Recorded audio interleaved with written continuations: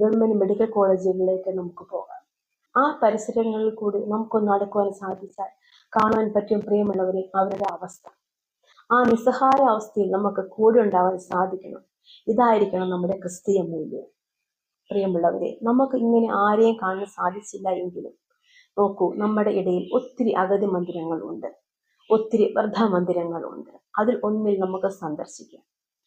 അവിടെയുള്ളവർ ഒരുപക്ഷെ ആരെങ്കിലും ഒന്ന് വരുമെന്നോർത്ത് നോക്കിയിരിക്കുന്നവരായിരിക്കുമല്ലേ. നമുക്ക് അങ്ങോട്ട് കടന്നു ചെല്ലാം.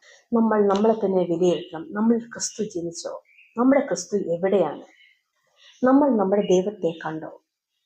നമുക്ക് നോക്കാം. വിശുദ്ധ മത്തായിയുടെ സുവിശേഷം 25-ാം അധ്യായം 35 മുതലുള്ള വാക്യങ്ങൾ നമ്മൾ നോക്കുകയാണെങ്കിൽ, എനിക്ക് വിശന്നു, നിങ്ങൾ ഭക്ഷിപ്പാൻ തന്നു. എനിക്ക് ദാഹിച്ചു, നിങ്ങൾ കുടിപ്പാൻ തന്നു.